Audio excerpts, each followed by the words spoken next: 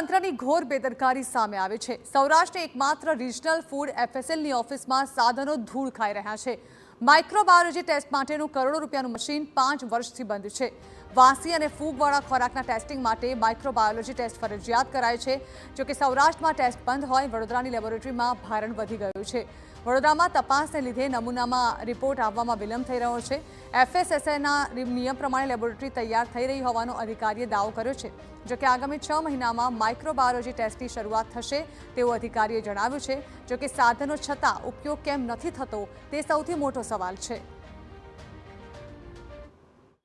સૌરાષ્ટ્રની food and ડ્રગ્સના testing માટેની એકમાત્ર લેબોરેટરીમાં કરોડો રૂપિયાના સાધનો છે તે અત્યારે ધૂળ ખાઈ રહ્યા છે। મારી સાથે અહીં ફૂડ એન્ડ ડ્રગ્સ વિભાગના અધિકારી પીએચ ભગોરા સાહેબ છે। આપણે તેની સાથે વાત કરીશું। સર, શું કહેશો, આ જે આપણી લેબોરેટરી છે તે લેબોરેટરીનું કામ શું છે? જે મશીનરી છે તે ઉપયોગમાં નથી થઈ શકી, કયા એવા મશીન છે કે જે ઉપયોગમાં નથી લેવાના? આ રિજનલ ફૂડ લેબોરેટરી છે, ગુજરાત રાજ્ય સરકારની સીધી દેખરેખ હેઠળ કામ કરે છે।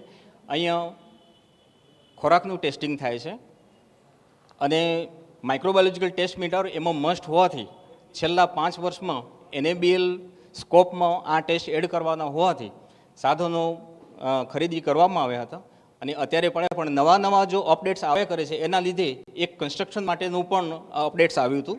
એમાં નવું અમે બિલ્ડિંગ તૈયાર કરી દીધું છે અને એ કદાચ એફએસએસઆઈની ગાઈડલાઇન પ્રમાણે હવે નજીકના સમયમાં કાર્યરત થઈ જશે, તો એમાં આ સાધનોનો ઉપયોગ થઈ જશે।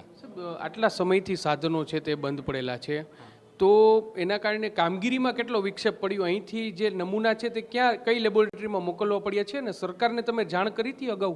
હા, જાણ કરેલી છે, પણ અત્યારે માઇક્રોબાયોલોજીકલ ટેસ્ટિંગ પેરામીટર્સ માટેના જે નમૂનાઓ છે એ ફૂડ સેફ્ટી ઓફિસર્સ સીધા વડોદરા ખાતેની લેબોરેટરી ખાતે મોકલે છે અને ત્યાં આગળ થાય છે। અહીંયા માઇક્રોબાયોલોજીકલ ટેસ્ટ પેરામીટર્સ થતું નથી, નજીકના ભવિષ્યમાં શરૂ થઈ જશે। સાહેબ, કયા સાધનો છે કે જે અપગ્રેડ એમાં જરૂરી હોય છે અને જે કયા ટેસ્ટ માટે આ સાધનો ઉપયોગ થતા હોય છે? જો કે મારો સબ્જેક્ટ કેમેસ્ટ્રી છે અને આ છે માઇક્રોબાયોલોજી સાધનો છે, એટલે એટલું જાજુ તો મને ખબર નથી, પણ લેમિનાર ફ્લો છે, પછી ઇન્ક્યુબેટર છે, એ બધા અત્યારે પ્રાથમિક એક જરૂરિયાતવાળા છે એ અત્યારે અવેલેબલ છે અને એ નજીકના ભવિષ્યમાં જે શરૂ થનાર છે એમાં ઉપયોગ થશે। સાહેબ, જો માનો છો એવું કે જો રાજકોટમાં આ લેબોરેટરીની શરૂઆત થઈ જાય તો જે રિપોર્ટ જે રાજકોટ મહાનગરપાલિકાની ફૂડ શાખા હોય કે સૌરાષ્ટ્રની કોઈ પણ ફૂડ શાખા હોય તે નમૂના મોકલે છે, એ જે અત્યારે 15 દિવસે, 20 દિવસે, 25 દિવસે આવે છે એ થોડા જલ્દી આવી જાય એવું? હા, એવું શક્ય છે, પણ અત્યારે થોડી મેન પાવરની એવી તકલીફ રહી છે। સાથે એફએસએસઆઈના અપડેટ્સ પ્રમાણે નમૂનાઓની જે લેવાની સંખ્યા છે એ વધારે છે, જેથી કરીને ટાઈમ કન્ઝ્યુમિંગ ટાસ્ક છે એમાં જો વધારો થશે તો નજીકના સમયમાં વિધિન લિમિટ આપણે રિપોર્ટિંગ કરી શકશું। સ્પષ્ટપણે જે તાજેતરમાં જે શ્રાવણ મહિનો છે તે ચાલી રહ્યો છે ને રાજકોટ મહાનગરપાલિકાની આરોગ્ય વિભાગની ટીમ છે તેમના દ્વારા જે ફરાળી નમૂના છે તે લેવામાં આવ્યા હતા, પરંતુ તેનો રિપોર્ટ છે તે શ્રાવણ મહિનો પૂર્ણ થયા બાદ સામે આવે છે। જો રિજનલ કચેરી ખાતે આ પ્રકારનું ટેસ્ટિંગ છે તે શરૂ થાય તો જરૂરથી તેમાં દિવસોની સંખ્યા છે તે ઘટી શકે છે। અધિકારી દાવો કરી રહ્યા છે કે જે મશીનરી માટે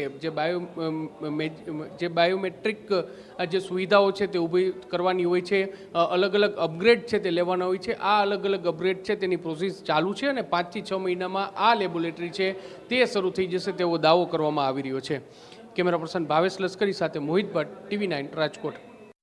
તો સમગ્ર મામલે રાજ્ય સરકારના પ્રવક્તા ઋષિકેશ પટેલની પ્રતિક્રિયા પણ સામે આવે છે। તેમનું કહેવું છે કે એફએસએસઆઈ દ્વારા પરીક્ષણ પદ્ધતિ બદલવામાં આવી હતી, જેને કારણે સમગ્ર પ્રક્રિયામાં વિલંબ થયો છે, પરંતુ આગામી દિવસોમાં નવી લેબોરેટરી તૈયાર કરવાનું કામ ચાલી રહ્યું છે અને ઝડપથી ટેસ્ટના પરિણામ મળે તે માટે સરકાર પ્રયત્નશીલ છે।